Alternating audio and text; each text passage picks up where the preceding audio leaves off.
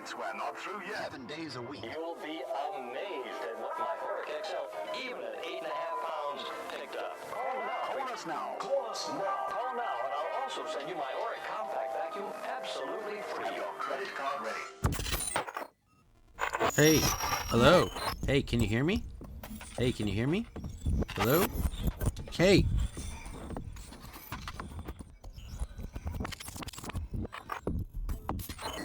Welcome to Emerging Tech Mastery, a show that demystifies cutting-edge technology like cryptocurrency, the blockchain, metaverse, NFTs, virtual reality, the maker movement, artificial intelligence, machine learning, cloud, edge, and even fog computing.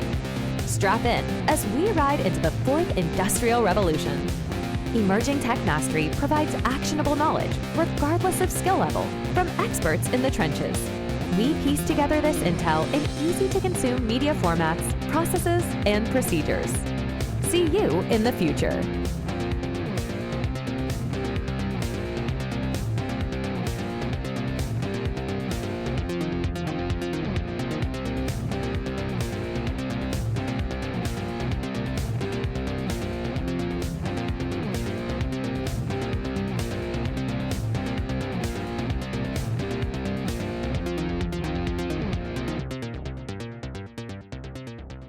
Hey everyone, it's Aaron Mungle again, and this time we're doing a talk show. I have an awesome guest, an InfoSec professional, very good one I might add. He wouldn't say that because he's a lifelong learner, as in his own words. His name's Frank Trezza. Thanks for being here, Frank. Appreciate you coming on. Thank you, Aaron. Happy to be here. So as we go down these paths of tech, you're going to take us on a little journey here. I wanted to learn a little about your background and how you got to where you are today.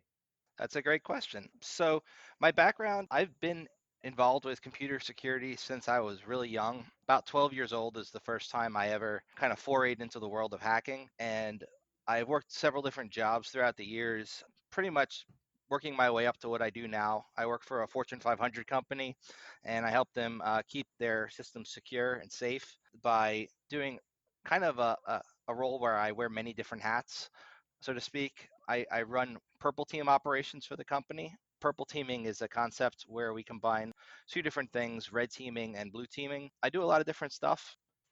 So we had talked, we've met before, and I'm always blown away by how deep this sort of, I guess you could call it a career path or discipline, depending on how people look at this. So I guess, how did you sort of get into the field? I mean, was it like a lot of self-study and interest beforehand, and then you basically had enough sort of firepower as far as your knowledge to get a gig?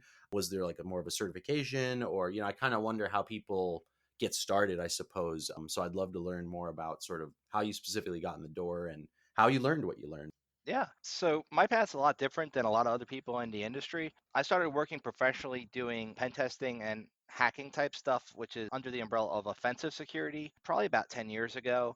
But before that, I had worked as a systems administrator. I'd done help desk. I'd done a lot of the typical jobs many people. I worked with Active Directory, creating users. I did all the kind of nitty gritty everyday tasks most people do. But over time, I kind of realized most of my interest lied the field of study that's generally referred to as offensive security. That involves hacking, penetrating networks, doing open source intelligence, and things of that nature. When I was young, my brother Richard got me really interested in computers by building me a 486DX computer so that him and I could play Doom together. I got into the world of troubleshooting by trying to set up an IPX network and get it working within DOS so that him and I could play video games together. And I was pretty young when that happened. Moving on from there, in school that I went to at the time, it was in Merrick, New York. They had a resource room that I would go to every day because I was in special ed at the time because they thought I was learning disabled. I'd go to this resource room and they had a computer there with pretty good specs for the time. And I had a friend who would play video games and would distribute wares, so to speak, on floppy disks. And he had managed to compress Wolfenstein 3D onto a single floppy disk, which really fascinated me how he managed to fit that entire game onto that. So I got that floppy disk and I put it on the school computer. And then every day when I go to resource room, I would pretty much be sitting there just playing Wolfenstein 3D and not doing any of the stuff I was supposed to be doing. Kind of was the very beginning of me screwing around where I shouldn't be. few years later, I was going to a school called Kellenberg in New York, and they had a computer lab there where all the computers were actually networked together, but the lab was only used for typing exercises. And we used this very elementary word processing system. And I found that the teacher had uploaded all of the assignments that had already been typed out onto a shared folder, this is before Windows, on the network, and managed to access those documents and then print out all the work for the class and not have to do that. Then I just screw around during that class doing other things that I found interesting. From there, it got a little bit deeper and I learned different things. I got in some trouble when I was younger, but never where law enforcement was really involved. I remember once when I was working a hardware store, I had changed the boot screen bitmap file on the computer because my boss was annoying me, and I had changed it so that background image kind of was picking a jab at him when he booted up the computer. And then we had some issues with the police actually getting involved because he reported me and they thought I actually hacked their computers because they were having some network issues around the same time. Luckily, that didn't turn out to be anything. Later on in life, I was mostly working in the tech field. For a short time in my life, I was having some mental health issues, and then I was actually hospitalized for those. But when I got out, I had a really odd career path where I became an employment specialist at a mental health program, helping other people who had issues with mental health get jobs. And through the social interactions in that job where I needed to interface with managers and stuff, I learned a lot about social engineering and how to talk to people because I'd never really been good at that. I've always been good with computers, but never so much talking to people. So I learned a lot of skills there that were transferable skills I was later able to use when I worked as a systems administrator.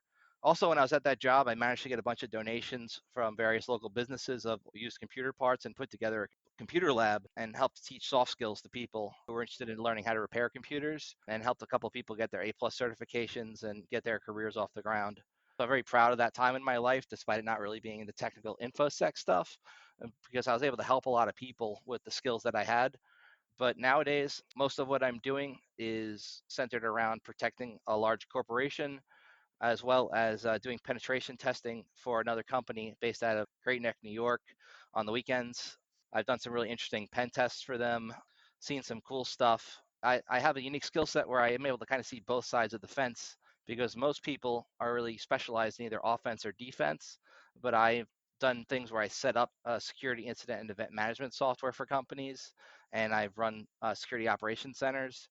So I'm able to kind of have the skill set where I can see things from the perspective of both a defender and an attacker. So much to unpack there. Really quick, I also had an incident as a kid where, I mean, it wasn't like anything hacking per se, but I definitely changed some passwords in the computer lab and got in a lot of trouble for that, like in school suspension. So I love those sort of beginning stories, like almost like foreshadowings. I love that. Also Doom. I had a 286. Love the Wolfenstein. That's so funny how it's kind of like for fun and enjoyment that some of these like tech sort of itches get scratched. So anyone listening, if you have stuff like that, like follow that, because wow, it's like, wow, I remember doing that too. And it's like, that learning, we don't even realize how that's going to sort of mushroom into like even more stuff. I like the offensive and defensive hacking because I guess it's kind of like the way I was kind of perceiving it was like you got people ready for the attack and then people doing the attack. So I definitely like those two divisions. Would social engineering be considered more of an offensive or a part of offensive hacking more so than defensive hacking? If I'm understanding right, defensive sort of this planning, almost an executive vibe, whereas like feels like you're kind of like in the trenches with the offensive hack. So when it comes to offensive hacking, definitely social engineering falls under that camp.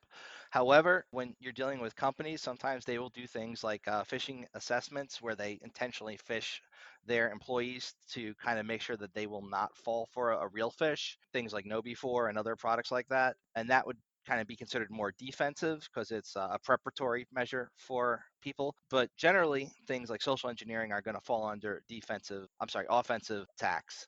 And there's so many different types of social engineering attacks. And if people are interested in social engineering, I highly recommend they check out Chris Hadnagy's book, Human Hacking. It's really good intro to that kind of stuff, as well as Kevin Mitnick's books. He's written 3 of them. The first 2 are great, and the third one sucks.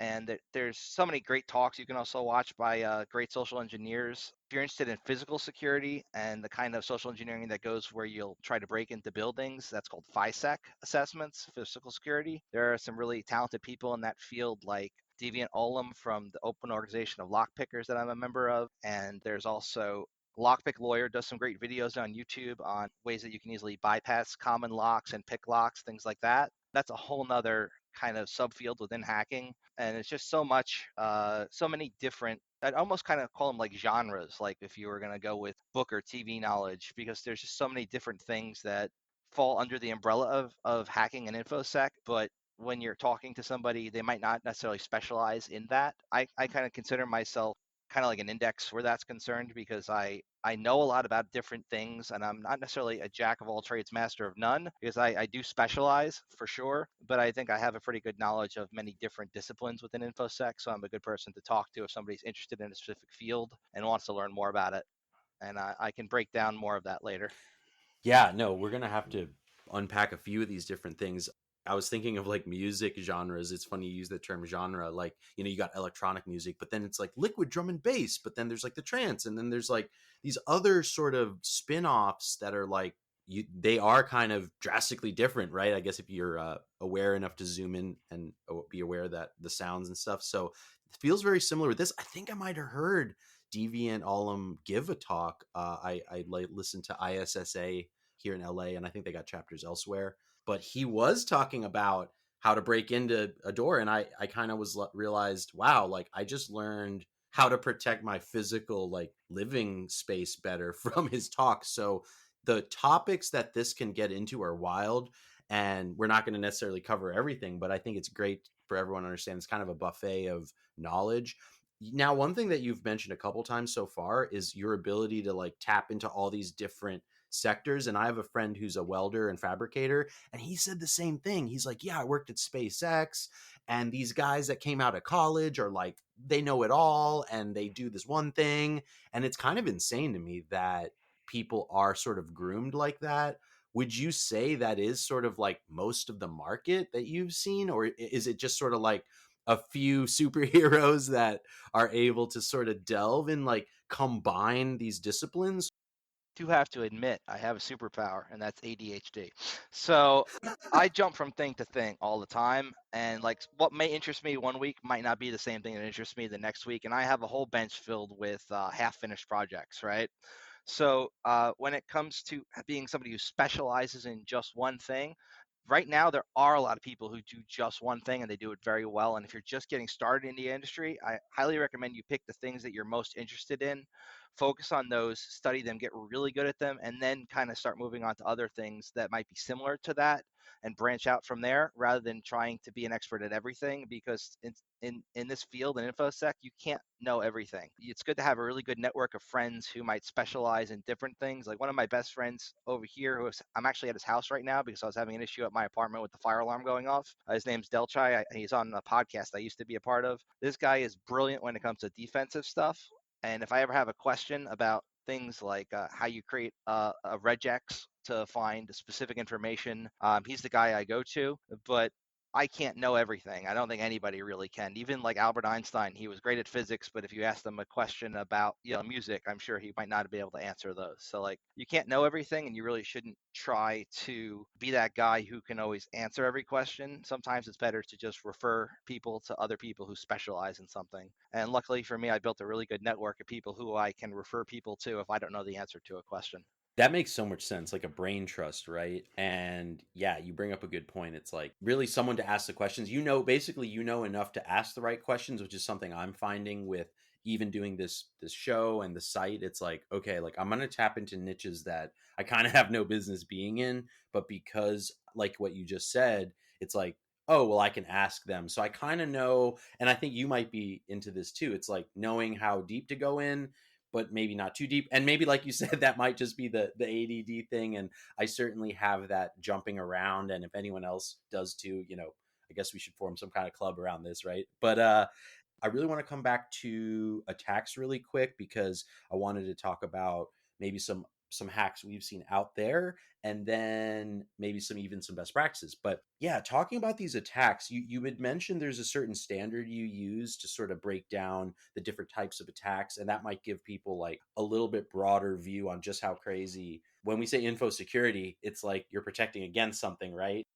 All right, so there's a couple of them. The first one I had mentioned to you before is the pen test execution standard, and that's kind of a guideline for people who conduct pen tests and vulnerability assessments for a living on how they should conduct those tests, what kind of tools are good for what kind of thing, and it breaks down like the different parts of an engagement, going from like the pre-engagement activities all the way up to exploitation and the steps in between. And it's a really good resource also if you're just starting out in the industry to kind of learn what tools you're going to need to learn. Like if you go online and you look for a class on certified ethical hacking, you're going to find a lot of different stuff out there, and a lot of it's BS. Like a lot of it is some guy who threw together some crap with OpenAI and put together a course and offers it for a couple $100 on some site.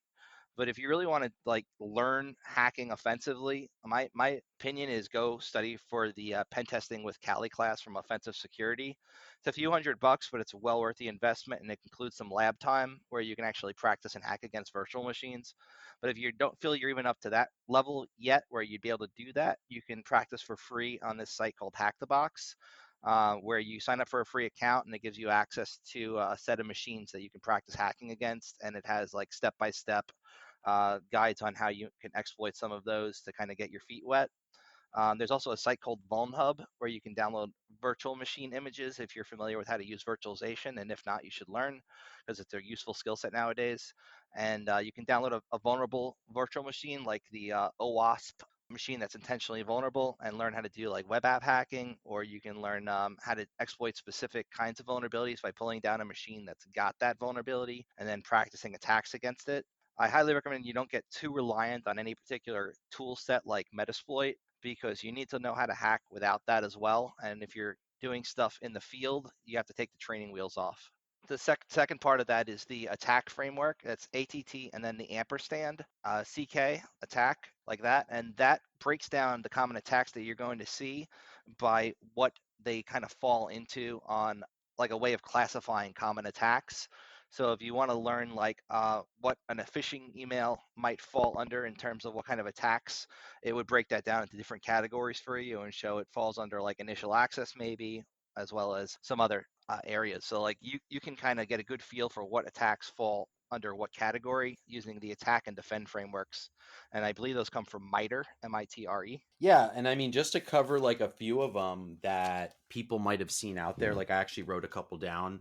People have probably heard of like phishing attacks, obviously denial of service, DDoS, DNS hijacking. People even say spear phishing, ransomware. I wrote password, like people just get your password in a darknet hack. So it's sort of like the way I see it is you don't do anything and people are on your trail. Then there's like you did something stupid, like you clicked a bad link, like phishing. And then there's you went to a wrong site. Oh, like, and I know we're going to get into actual attacks here, which might sort of bring this all to life a little bit. But basically, it was an intense hack. There was this DNS hack. Dude, I think it might have been, it was MetaMask or something. And it was like or no, I'm sorry, My Ether Wallet. 2018 to like 2017 to like 19 of My Ether Wallet was hell. I mean, so many, and then Slack, for whatever reason, was being used a lot back then. I remember literally daily, there would be someone saying, oh, you need to update your My Ether wallet, put your private keys in right here. It was so convincing and so good. I mean, DNS is kind of maybe to like the layperson, we've heard of like phishing and ransomware, but like that DNS thing is super scary because how do you know? I mean, even someone of your caliber, I don't even know if you would necessarily know in that quick moment or if you have ways to know. And I'm getting in the weeds here, but there's some really intense stuff. So I do like people understanding like, hey, you're going out of your safe home and into unknown territory. And there was a really cool animation when I was doing some research for this. And I was like, yeah, that's how we need to think. We don't just willy nilly go here, go there, click here, click there. There's threats out there. And I don't mean to make people paranoid. Yeah, well, everybody's threat model is going to be different. The things that they could fall for, the attacks that would likely be used on them. And when it comes to like the cryptocurrency scene, I'm actually trying to help some friends of mine put together a conference on that called Security Mindset Reset, where we're going to be kind of going different towns every 3 months or so, presenting on ways that you can, if you're going to be doing, say, a crypto project, how you can do it in a secure way, how you can make sure that your smart contract is not going to be taken advantage of by hackers. All that kind of stuff that's related to crypto. Guys we're getting who are going to give presentations are like experts on that stuff, but that is a little outside my wheelhouse, to be completely honest, when it comes to the crypto stuff, because I'm more focused on general information security. But I do know some really smart people like Nathan Hawk and Michael, I forgot his last name, it starts with a W, Wilson, who are like just brilliant at that kind of stuff. So I tend to defer to them for that kind of knowledge. I can talk on a high level about how some of those attacks work, though. And there was a really cool one that's going around that I've been looking into on Twitter and other social networks, where you get essentially a message and it says like, hey, you got, somebody's like, I'm locked out of my wallet and I really need help getting into it, or some kind of pretext there. And it generally results with them giving you the 12 word recovery phrase for a wallet. And when you get into it, you're supposed to like transfer, they're supposed to help them get their money out. But then you realize like, oh, it needs gas fees to get the money out. So you put a little bit of money in so you can get the money out. But as soon as you put that money in, it's transferred to another account through a script. And they also have it locked down where you need 2 keys to ever take money out of that wallet, but it doesn't tell you in a lot of the wallets that are common that that's the case. So you think, oh my God, there's a couple $1,000s in here. If I just put $20 in, I'll be able to take it out. And then people just fall for it left and right. And it's a common scam. There's a lot of scams with crypto stuff. I had a friend of mine out in New York who was an Uber driver fall for one where a guy reached out to him telling him he was like an expert in investing, and even set up a fake website that looked just like a real crypto exchange. Had the guy create an account on it and was updating his account every day, making it look like he was making money for him, when in reality it was just a giant Ponzi scheme. And I actually put together a report and presented it at the local fusion center, trying to get them to take the case, but they weren't really interested in it. But yeah, it's crazy, all these scams that are going out there in the crypto community. And I think the only way we can really combat them is by raising awareness and user education and training. You had me also thinking about, like, those like scammer payback guys. It's kind of funny that that's become a little bit of a A meme. It's almost a meme at this point. Like Elon's account was taken over, and like somebody was like, you send me Bitcoin, I'll send you twice as much back in the hour. And that was Elon Musk's real Twitter account. And now he owns Twitter. But before that, I mean, even he got scammed by it. So it was some teenager actually out in Florida, I believe, who tricked a Twitter support person into giving up their credentials and then used their support account to take over other people's accounts. And there was no two-factor or anything on there. Well, why don't we start getting into some of these breaches? I got a couple here. I feel like I was picking kind of old news. Like I kind of tried to pick ones that were like kind of insane, but I don't know if you have any that are. I can talk about breaches ad nauseum. I actually used to collect breach data as a hobby, and I had like folders and folders filled with breach data that I was trying to index and like learn how to extract the hashes in there and like put them in their own field, so I could search. If I had like somebody's email, I would be able to like search the email and then find all the password breaches that they were associated with that I had access to. But that became such a headache and a task, and I realized other people are just way better at doing that. So I just pay money to a service that does that when I want to look that stuff up. But I'm not going to mention their name because I don't want to give them business. They are kind of unethical. Even if I pay them, I don't necessarily want everybody else giving them money, But yeah, it's a thing. Like if you're a hacker and you want to gain access, there's a thing called the credential stuffing attack, where you generally take the same password and spray it against every account. So like in the summer of 2016 would have been a great password to try on a network, and just use every username but that password. The inverse of that is where you essentially first do your intelligence and research, and you go to a site like this, and you put in just the domain that you're interested in hacking, and you get a list of username and accounts that have been leaked in other usernames, emails, and passwords that have been taken from their hash format and then converted into the actual password that they initially were through a program like Hashcat, where you can essentially reverse engineer the hashing algorithm by brute force using GPU power, like the same kind of stuff that you use to play video games. And it's really cool, but a little off topic here, but the gist of it is, with these kind of attacks, people will get passwords and usernames that have been used before by a member of a company. They might even get the person's like personal accounts to see if they have password reuse issues. And all this can really be avoided by two things. You turn on two-factor authentication, or preferably multi-factor, more than two. So that would be a combination of like a YubiKey or a hardware device in conjunction with something like Okta or Google Authenticator, where you'd also have to put a code or click yes. I think the rule of thumb is something like something you have, something you hold, something you are or know, or something to that nature. But the more layers of security you add on, the harder it is for somebody to get into your stuff in general. And a lot of these attacks are just low-hanging fruit, where people reuse the same password everywhere. I notice a lot of time executives, the people who have access to the most important information in a company, often will find ways to get the help desk in a company to not make them use multi-factor authentication because they're either too old or they don't want to have to carry a device or a phone around with them all the time. And then these people's attack passwords, they use the same password everywhere. So an attacker gets their password from one of these sites and then they try it against it, they get in. And once they're in, they then move on to maintaining access, which is one of those stages within security where we're talking about before. Maintaining access is where like you've gotten in, but now you want to kind of keep a foothold in there, right? So you got to maybe set up a scheduled task that will run a program that reaches out to your computer. And one of the cool things I think most people don't realize about hacking, they think a firewall is going to like stop hackers and that'll be enough. But a lot of this stuff is inbound out, where we do the process called catching a shell. Catching a shell means like we will hack your computer in a way where maybe you click an email and you download something, but then from your computer it reaches out to the command and control server. And when it's talking to the command and control server, now that connection, it's an outbound connection from your computer to the one that we control. And then we reverse essentially the direction of that, where we then control your computer from the command and control server. So people think the firewall that's blocking like outbound traffic is going to stop stuff. That blocks certain kinds of traffic rather.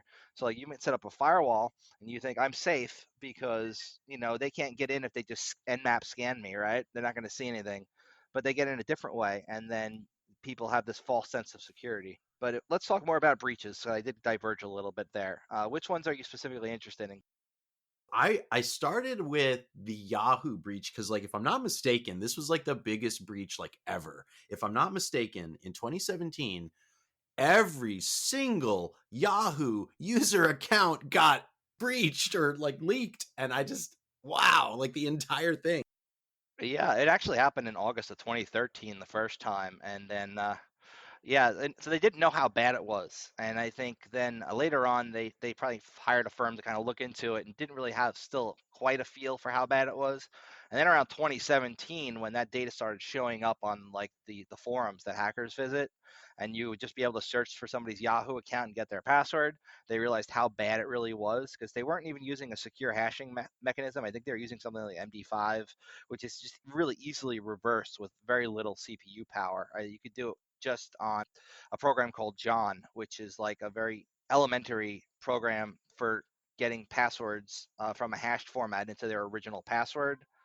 And what we generally do is we will hash passwords in such a way when we set up a server securely, where we do a thing called salting them. And when you salt the hash, I know it sounds like you're cooking a meal here, you're salting the hash, but the gist of it is you're throwing random data into the hashed password so that it's a lot harder for an attacker when they get a hold of it to reverse it, if that does ever happen, and hopefully it never will. But they didn't even do that kind of elementary level of protecting user account data because they thought nobody would ever get to the point where they'd be able to get them in that format. So essentially, they had a data set that wasn't protected properly to, kind of somewhat simplify the concept. And it's now a honeypot, valuable data that people would love to get, and they didn't protect it properly. And then also to your point, as you said, 2013, I remembered that period, 2013, 2017, they were trying to sell the company. And I think they sold it during that time to Verizon, and Verizon later was like, oh, thanks for giving us this dumpster fire hidden in the corner. And I think they did have to pay, like, it wasn't much, but it was like they had to pay like 30 million or something for basically knowing a little bit of what you said. And I think there was like a little bit of like, oh crap, forget it, brush it under the rug, like in 2013.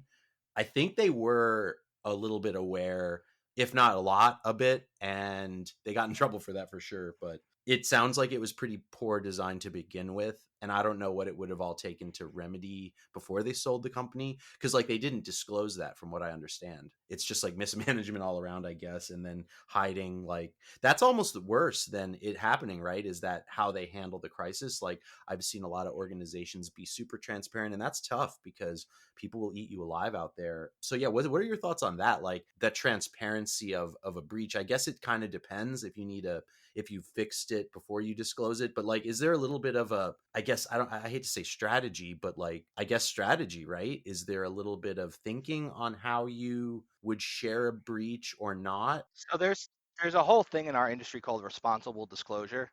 And generally, if you find out like a company, it kind of started many years ago with the cult of the dead cow, when they had gotten some information on Microsoft related to back office, and like they wanted to let Microsoft know, hey, this is a vulnerable product, but Microsoft was not really responding to them.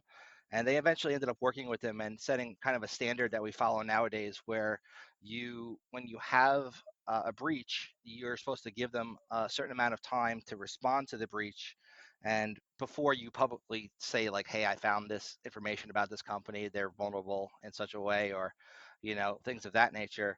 Professionals in the industry always follow responsible disclosure, but a lot of script kiddies, and that's a term for like a novice, don't do that. They'll find something and just dump the data either on like Pastebin or other websites, and it's just a really bad way of going about things that results in a lot of people getting hurt. And I think like personal data, like passwords, seem like they fall into that category a lot. Like people just go on the dark net or like somehow got that trove of data and just like dump it, and then it's like, oh, there's like maybe you get a notification if you have some monitoring. But yeah, it's pretty wild. It's like the Wild West, right? Like some of these data markets. That could be a whole episode on all that. I don't know much about it. I know it exists, but yeah, that could be a fun one.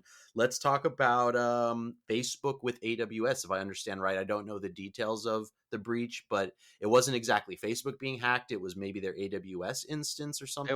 It wasn't even there. So that hack was, if memory serves, a third-party person, similar to what happened with Cambridge Analytica later on, where their S3 bucket, and S3 bucket's a way that you can store data in the cloud in a somewhat secure manner.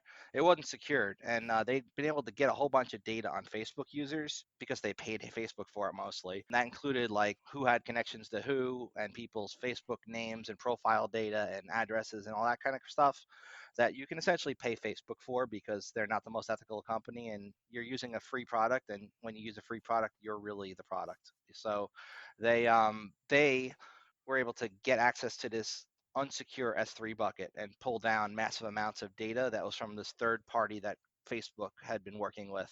I think it actually happened twice with similar companies, if memory serves. But that's just a case of developers not setting things up in a secure way and kind of using the default configuration, which is very common nowadays. And that was literally the barrier for like these massive amounts of data. Correct. Oh my gosh. So it essentially, with an S3 bucket, this was actually a really common attack. It's how the Capital One breach happened as well. That a developer or people who are in charge of maybe an application are playing around and like testing things, and they don't do so in a secure dev environment. They're doing it in the cloud, and when you do that, you are just asking for problems. Like you should always have a testing, a staging, and a production environment. And if you're doing everything live in production, you're just asking for problems to happen. Right. It's like it's a very vulnerable situation, right? Okay, this is one that I mean, if I was in IT, I'd be kind of terrified of. And from what I tried to read a little bit on it, which was the SolarWinds hack, but it's just like I worked for an MSP in San Jose. Everyone uses SolarWinds. So like tell me a little about this one. This one seems kind of terrifying because of the fact that so many IT management companies use this tool. Back to your point about not being reliant on one tool, this to me is like a huge example of that, just from a sort of what do we use to do our job perspective even. Right. So the SolarWinds breach was because of what we call a supply chain attack. The people who actually made SolarWinds, they had been compromised through their FTP server that later then they had an FTP server where you could like go and download their product if you had paid for it, and they'd give you a link, and it was anonymous FTP, so it wasn't using any username or password. And for some reason, some point, and we don't really know why this happened, somebody turned on the file upload function of this anonymous account, right? So somebody realized this somehow, and they started uploading copies of the software for SolarWinds that was like malware infected, but these were not the copies people would pull down because they didn't have write access to that folder. They had write access to the devs folder. So they were essentially uploading vulnerable versions of the source code for programs, and then that source code got compiled and put into the programs. And then later on, when the newer versions of it were released, companies pulled that down and got infected. And then from those, they had a really interesting mechanism for their command and control where it was each company that got hacked, they assigned a unique identifier to it that was, I think, base 64 encoded with some obfuscation. And somebody had written a script and put it on GitHub where you could reverse that and find out what companies were actually hacked by using some DNS data that you could find publicly through certain places where you can get that online. I don't want to mention them because they're kind of like a little shady. But the gist of it was you could get a list of all these companies that had been breached and see who had been hacked and how and why. It was just craziness because a lot of them were very public companies that hadn't even disclosed that had happened to them. And I think a big thing when it comes to trust with companies nowadays is that when you have a security incident, you need to let people know something's happened in a timely manner and be very public with your disclosure. Like with LastPass, at first I thought it was great that they were being so upfront that they'd been hacked when their dev environment was popped. But then later on, we found out there was a lot more to that they didn't really disclose. And now a lot of people won't even touch LastPass. So like letting people know if you've had a security incident and putting out a public statement and saying like you've hired a company like a Mandiant or somebody like that to kind of look into it and figure out the scope of it goes a long way to earning trust in our community. And when you break the trust, it's really hard to get that back. And companies kind of go under when they have security breaches. I think almost half of small businesses, when they have a security breach, end up closing if they publicly disclose it, which is why so many actually are afraid to do so when they have an issue.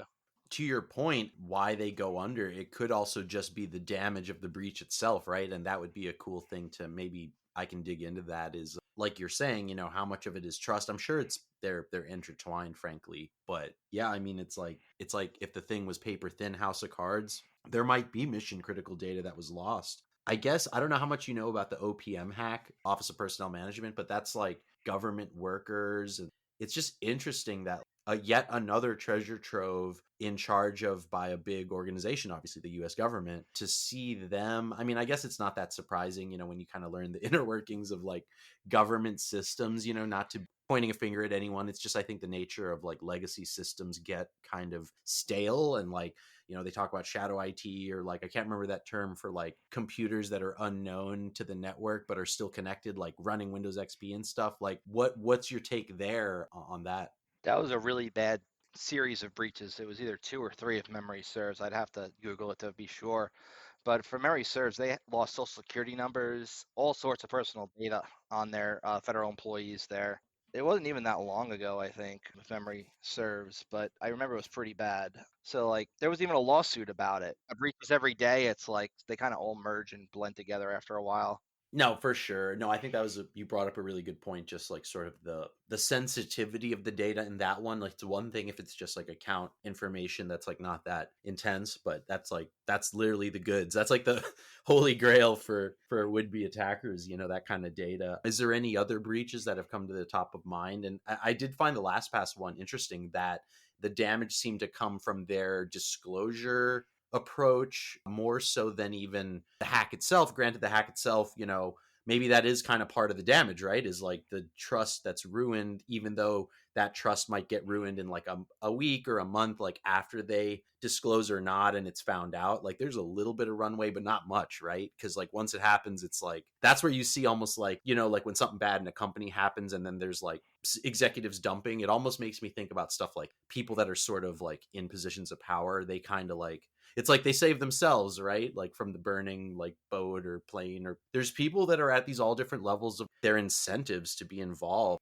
what they're doing, right? Like, like we talk about management versus tech people, and like management people might not care and say, whatever, this is yet another secret we'll sweep under the rug. No big deal, right? But then it's like, oh, but that sunk the company. Right. So specific to like the way that LastPass approached it, at first they were doing a great job. They were being very public in their disclosure, letting people know, hey, we've had a breach of our developer environment. They didn't get your access to your wallets, not wallets, sorry, your sensitive data. Like they didn't get access to your password vault.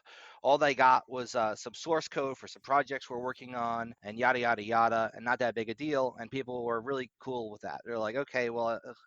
Stuff happens, and at least they were responsible in their disclosure. It seems the hacker then used the access that they got from that source code breach to gain access again. And the second time they were in there, they managed to get access to the vault data of a whole bunch of users. It's encrypted though. So, but despite it being encrypted, the actual websites associated with it were not, because that's the way LastPass works if you ever used it. If you go to a website, you might still need to log into your LastPass account, but it still knows what websites it has passwords for and stuff, so that part's unencrypted. So people's data and like what websites they visit was breached there, and they were acting like that was not that big a deal because they still use an industry standard encryption algorithm, and it's going to be really hard for somebody to be able to break into that wallet anyway. Even if they have the actual whole wallet file that was breached, they're not going to be able to break it anyway. Worst is they'll be able to see what websites you've gone to. And people were like, well, that's really not great. A lot of people started moving away from LastPass. And then the third kind of hit came, the third strike, so to speak, where some hacker posted that you could spin up an AWS instance. That's a cloud compute thing where you would be able to assign some GPU power to this AWS instance, and for less than $100, crack each one of these LastPass wallets that had been breached.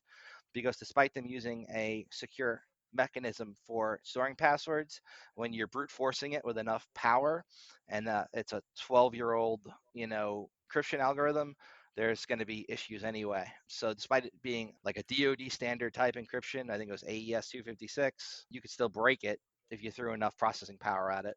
And if you had essentially a high value target and you had the money and resources to pay the people on one of these sites, kind of like what used to be called raid forums. I can say that safely now since that site's been shut down, but there's a new one that looks just like it.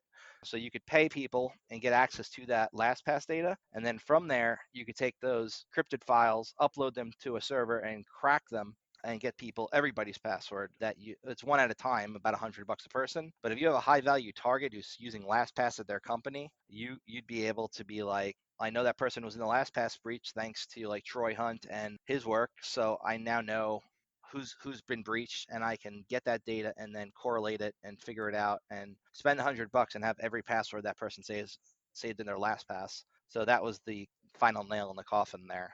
Basically, like what I'm hearing is, passwords, man. And I guess this might be a good segue into sort of best practices, but really quick, just question I've had actually for a while, because I'll admit a little bit of ignorance here, but it's like, is it considered legit to use like those password managers? Because here's where my head goes. It's like, but it just feels to me, it's like, here's my 10 passwords, here's a box. Let me put my 10 passwords in this box. And I had always felt, what if someone could get in the box? Yeah, so once somebody has physical access, it's most of the time game over. If somebody's on the system and they know what they're doing, even if you're taking the proper precautions where, for instance, you're segregating an administrative account from the account you use every day, which is definitely something everybody should do. Nobody should be running their Windows install with the ability to just install programs without having to type another username and password in my opinion, or at the very least use a smart card reader and tap a card, or use a thumbprint even, which is even less secure in my opinion, but it's better than nothing. You're running the risk if somebody's got physical access of the person who knowing what the heck they're doing and being able to get access to the highest level account on a Windows computer called the system account. And it's game over from there because the system can read everything on it. Even if you're using, say, BitLocker encryption, once they're already on the box, it doesn't matter. It's already encrypted for that user. So physical access always trumps remote access, in my opinion, because if you got physical access and you know some of the tools and tricks, there's ways to elevate your privileges. It's called privilege escalation or PrivEsc, and then you own the machine. So it's game over at that point. And by the way, this might be a good way to, because I had written down like best practices and I wrote like password firewall, VPN. I even wrote VM, which I'm glad you mentioned. But you kind of broke a lot of, even like, okay, you change your passwords and you make a long password, great. Yeah, you have your firewall installed, you have a VPN. But if I'm understanding you right, and maybe this is a little door opener for some deeper knowledge of like best practices, if I understand you right, those three things I just mentioned are, as you said, assuming physical access, you're dead in the water. None of that matters. Not the VPN, not the firewall, certainly not your password. Right. I mean, there are tools you can use if a computer's not encrypted, say, right? There's a thing called conboot, right? Costs a few bucks. Throw it on a thumb drive. Go to the computer as it's booting up, plug it in, and it'll bypass the need to type in a password completely. Gets you right into Windows 10 or 11 or 7 or whatever you're running, even Macs, right? So you definitely do want to have like your drive encrypted if you can, but there's a performance hit for that a little bit too, especially on some of the newer solid state drives. Some people don't do it because they're afraid it'll make their computer slower. But if you have physical access, like you said, like I said, and you said, that is game over. But there are still things you can do to make your computer more secure, segmenting levels of access, like having a separate account for your user versus your administrative actions. VPNs you mentioned. Back when people say VPN, they sometimes mean slightly different things. If you're like, you watch YouTube, you're going to see shysters pushing VPN sales all the time. It's like, use so-and-so VPN, be secure on the internet. Most of that's snake oil at this point because we've adopted HTTPS almost everywhere.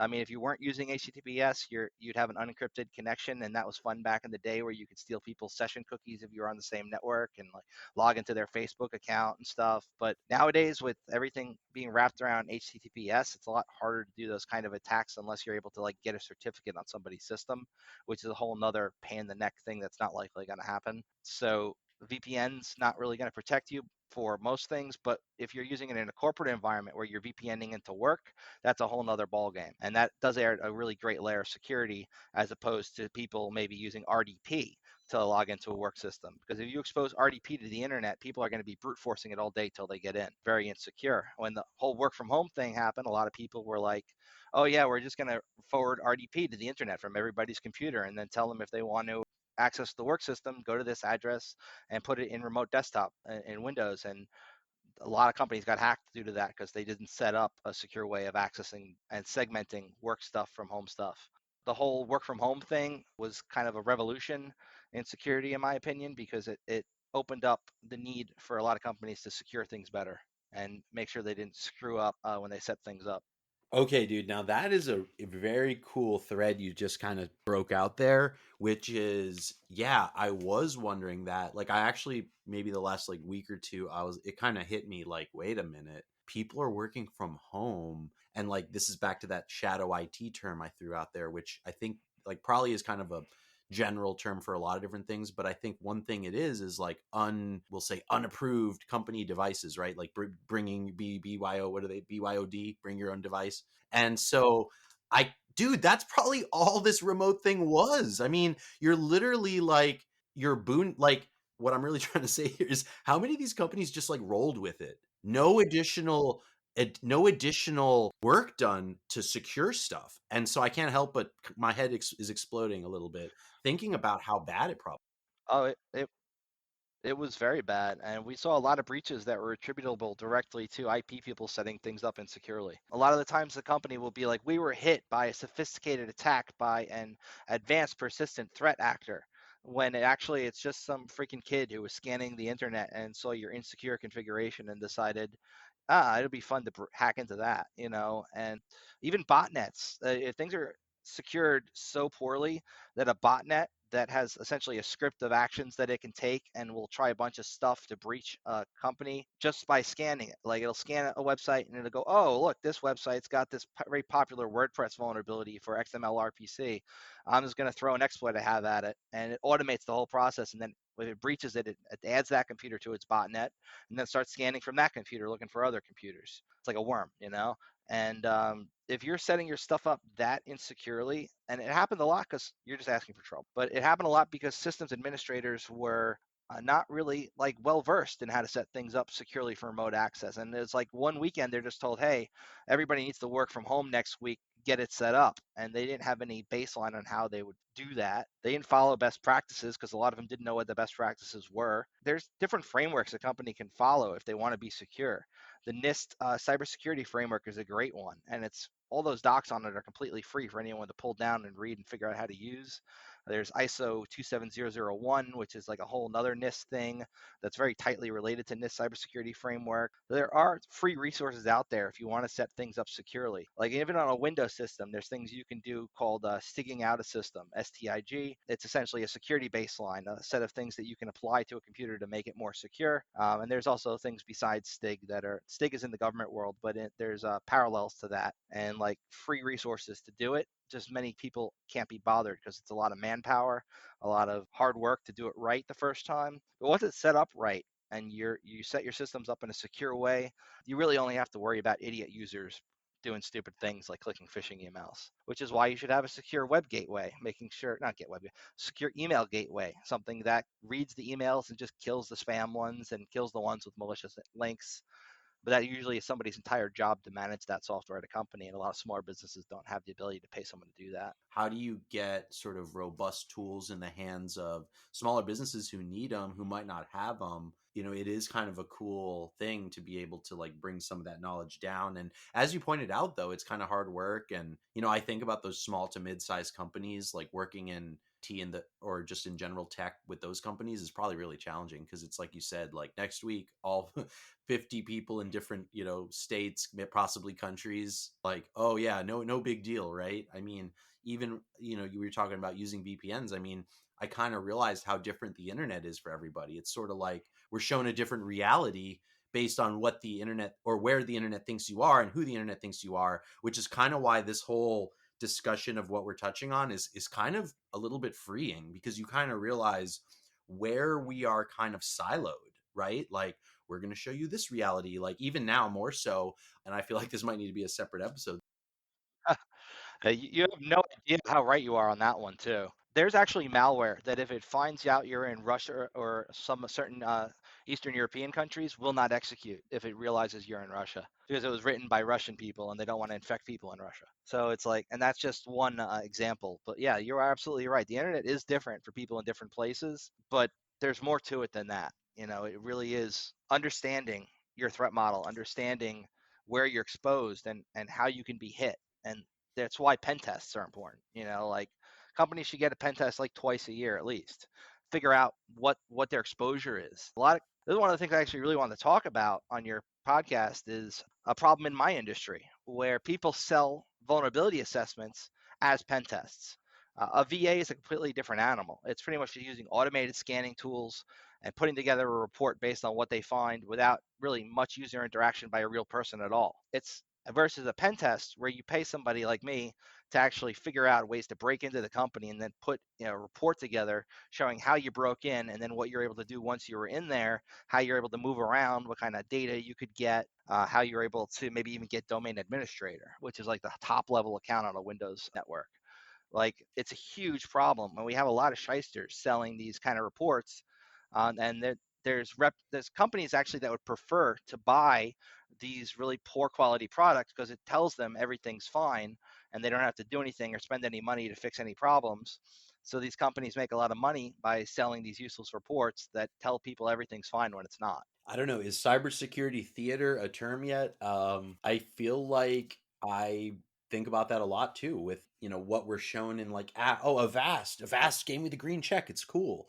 Oh, look, there's the lockbox in the web. Like that, from what I've learned, just by the little I know, none of that really matters. Like the lockbox, like, oh, that'll keep me safe. You know, how much of this is theater? You know, it does make you wonder, and maybe you have a little bit of a sobering view into just how crazy it can get, maybe such that you kind of always have to, like, you know, look both ways before you cross the street. Okay, maybe look again, then go. Generally, I think, look, I don't want to make people paranoid and think, oh, you're going to get hacked just going online. And that's not really even the case.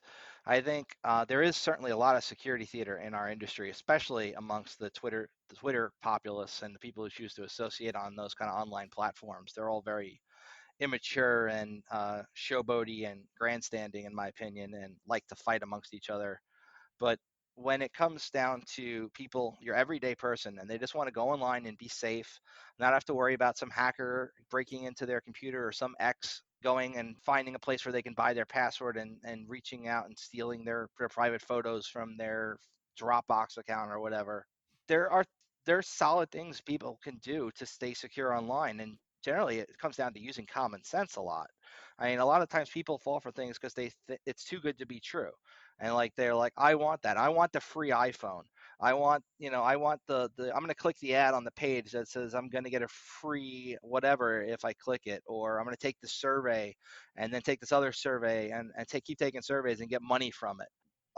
I think 90% of the compromises out there now are attributable to a thing called BEC, business email compromise. That just means like phishing emails and malware attached to emails. Your emails is like the number one way people just get into stuff now, because there's so many ways once a user clicks a link that you control that they can gain access to your stuff. So like you can set up, if you're running a company, a thing that if somebody clicks an email from their inbox, it'll open it in a secure browser window that's like a frame within a frame kind of thing, where it turns JavaScript and all that kind of crap off, and it will then be like it's a secure environment where they can click around, and if there's anything malicious on the page, they're not going to get it, right? But now we're living a point where even opening a Word document or a PDF can compromise your computer. Microsoft's done a lot of work to make it harder for that to be something that happens by turning off macros. But as soon as they did that, they just found another way around it. It's a cat and mouse game. But if you just want to stay safe online, it comes down to not being a dumbass, really. Don't be click happy. Don't click an email that says you're going to get something for free, or if you're on your work computer and you get an email saying that your Amazon shipment's been delayed, but you don't have an Amazon account on the work computer, don't click the link. People are curious, and curiosity is what kills the cat. You gotta be smart online, because there's a lot of bad people out there who are looking to take advantage of people who don't know any better. And you know it's very basic stuff when you really think about the most common ways to stay safe. You keep your stuff up to date, keep Windows up to date. When it asks you to install a patch, don't delay it a month. If your computer needs to reboot once every now and then, let it reboot. Make sure the programs you have on your computer are up to date. Use a program that might be able to even update them for you if you're too lazy to go and update them manually. Do very little research maybe before interacting with somebody who you haven't met before online. Look at who they are, make sure they are who they say they are. Don't just believe people at face value. Don't install a bunch of Chrome plugins if you don't know what they do or where they come from. A lot of people install these malicious Chrome plugins that steal their information. They're like, oh, I'm going to save some money when I go to shop if I use this plugin that's going to like look for coupon codes for me. And the next thing you know, all their passwords are breached. It's common sense. If something's free, you're the product. So. Was there any other sort of insights or thoughts or best practices that I didn't ask you about that are on the top of your mind? There are people who are way well versed in this kind of best practice field than I am. Like Dave Kennedy is one of the people in the industry who's like the best, runs two companies, Trusted Sec and Binary Defense Systems, and puts on regular podcasts and free webinars. Also, there's this guy, if you're interested in InfoSec stuff, from, come on, think brain, John Strand. He puts on these free webinars to learn how to use defensive security tools for systems administrators. And if you're not familiar with like how to set certain things up, like he's made really cool tools that do things that find like beacons on a network. Beacons are a type of way that hackers maintain access on a computer network using a special kind of command and control kind of framework shell thing, where I don't want to get too much into it. It's a little off topic, but the gist of it is the guy puts out great tools like Rita for free, and then puts out free training for people who don't know how to secure a network to learn how to do it. And there's tons of free resources out there for people who are looking for them on YouTube, on different free websites. You don't have to pay to get a good education nowadays. All that information is just out there if you want to learn it.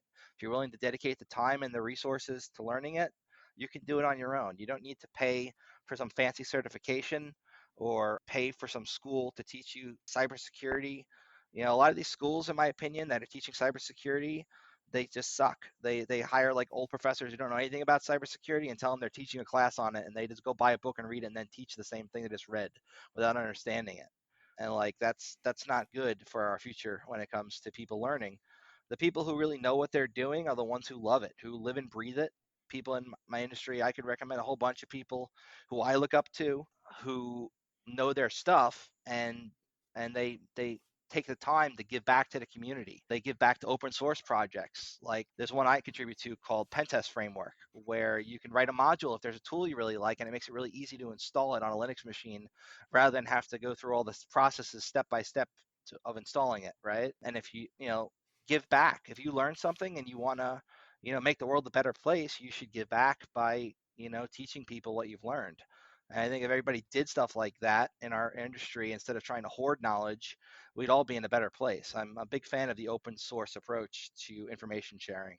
And I think paywalling information is very much against the hacker ethos. Everything that you need to secure something should be free.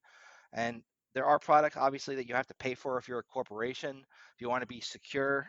But a lot of those have open source counterparts. The only difference is you have to pay in your time to learn how to configure and use them, or hire people who are going to do that. And if you don't want to pay in your time, you just pay in money and you buy something somebody's already written that's prepackaged and does what you need. Yeah, no, those are some amazing recommendations. Not only the thought leaders there, but also just nice sort of touch with the open source, because that's sort of what we're all standing on the shoulders of giants. That's literally the first thing I realized when I took my first introductory cybersecurity class was so much growth and building based on other people's stuff. And I totally hear you. It's almost like a karma. It's like a karmic thing. Like, hold on, you're building on free stuff, like literally everyone, right? Microsoft, Google, I mean, the list goes on. AWS, even despite how innovative what they created was, those initial toolkits were likely borrowed, developed from open source, sort of, even just like regular people kicking stuff around in GitHub. I'm sure that was picked up by these other companies. And like you said, it is a little bit of I guess, a culture, etiquette, whatever we want to call it, to give back. So I think that is an important thing to remember. When it comes specifically to code, it's more than even that. With the GPL and MIT licenses, if you're not contributing back the code changes that you've made to improve a product, you're actually in violation of the GPL license. Like if you make significant changes to an open source product and you don't then give those changes back to the community, you're in breach. And a lot of companies will actually fork open source stuff, build their own product based on it. It happened even with one of my favorite tools. I pay, I think, $700 a year for a tool called Burp Suite, right? But Burp Suite comes from an open source tool. Same thing with Nessus. Like Nessus is a security scanner. And originally there was another one called OpenVAS. OpenVAS, somebody forked it. They took the source code, they made it closed source, and they made some improvements to it they didn't contribute back. And I pay a lot of money to get Nessus because it's one, in my opinion, one of the best in the industry, but it's still kind of shady the way that they went about taking an open source project and then forking it, closing it off, and not contributing the changes back. But it's one of those compromises we kind of have to make if we want to do things with the best tools out there. Right. And presumably that's because they had some, I guess, I don't mean to say secret sauce, but something that, because I do wonder about that too. And again, this is probably out of the scope of the episode, but like just the fact that when you are giving so much away, is there like you take that hit commercially, but from what I'm hearing from you, there's always ways like to make that up, like your sort of loyalty and sort of community sort of reputation, I think, is going to matter more, right, as time goes on. So I don't know, like I said, it's a little bit of a tougher question, but it happens with all the best tools, I think. Even Metasploit. Metasploit's kind of like our de facto standard entry level hacking framework a lot of people learn to use, right? It's kind of like the training wheels when you're hacking. Even Metasploit was bought by a company called Rapid7, and then they sell a commercial version of it that has better stuff than the free version that everybody else has access to. So like you still use the free version, but then we have this other version that can actually do the things you might need to do, and that costs more. Obviously, it costs money to maintain a product, right? And nobody's going to give their time away for free with open source like that. But at the same time, it's a fine line, I think, sometimes, but doing the ethical thing and trying to make a profit for some of these companies. Well, and also we're talking security here, and I think, correct me if I'm wrong, but the backbone of what I've observed, what is security, it's many eyes on the situation. So many people are coming in and poking holes at it, and if enough people do that, like, we can probably agree, you know what, this thing's probably pretty good for a little while, and certainly not forever, but there's certain, like, a certain degree of, like, robustness that everyone has sort of seen independently on their own, and I think that I would argue security is maybe dependent on that open model to be truly strong. Right. Like there are some really good people out there who want to help people get more secure and do the right thing. I remember back when I was going through my really rough time mental health wise, and I didn't have even a computer to my name. I reached out to a friend of mine, and I'm like, I really need to get a job and do something. And friend just sent me a laptop. He went to the store and bought it for me, sent it to me, and then another friend gave me access to a library of thousands of ebooks that he had. Really good guy. I read them and I learned what was in them, and they were all related to hacking stuff, and I got a job shortly after working in InfoSec because directly of these people. They helped me get out of homelessness. There are really good people out there who want to help, but there's also really bad people out there who just care about money. When you were asking before about the different types of things in my field, there's people who specialize in hacking and offensive security and defensive security. There's also really bad people who specialize in ransomware. We have these people called ransomware affiliates. These guys, they get paid to hack into companies, and then they resell the access that they gained from hacking to another company that specializes in exploiting those companies. So we might hear, oh, this company was hacked by Apt35 or Charming Kitten or any one of these names that are going around. They do have meaning. It's just I don't want to get into that right now. But the thing is, those people are oftentimes it's initial access brokers. These people who are reselling access to companies they've already hacked, but don't want to then go through the process of digging deeper. And that's how a lot of the ransomware attacks happen now. I mean, ransomware is really bad. We had somebody die from ransomware not long ago when a hospital had to close down and an ambulance had to get rerouted with a heart attack patient, and the person died in the ambulance because some ransomware hackers had shut down the hospital network because they wanted to get paid. It's scary out there, and there are good people and there's bad people, just like in real life on the internet. And you need to use your best judgment. You can't just blindly trust everybody. But don't think just because there's bad guys out there that there's no hope and that there's no good people either, because there's a lot of really good people who just want to help and make the world a better place too. I mean, I feel like the number one takeaway, like, let's say, like, you weren't willing to do any, like, follow any of the resources you shared, which were all really great, by the way, and I'll certainly compile them. Let's say you weren't wanting to do any of that. Just phone a friend. Like, I think you've said that several times. Even you, who's extremely, well versed in this, despite, understanding, like you said, there's a limit to your depth in certain spokes to the knowledge. You can call a friend, and guess what, we all could reach out, ask someone, and maybe that's a little, I mean, it's funny we're talking tech here, but a lot of what I'm hearing from this is, like, very analog, putting time into certain things like reading and, like, maybe even writing or calling your friend, or it's kind of like, or even your physical break-in comments, like, whoa, that has nothing to do with tech, like, at all. You're literally breaking into a space. I mean, certainly it does after the fact as far as the end result and goal.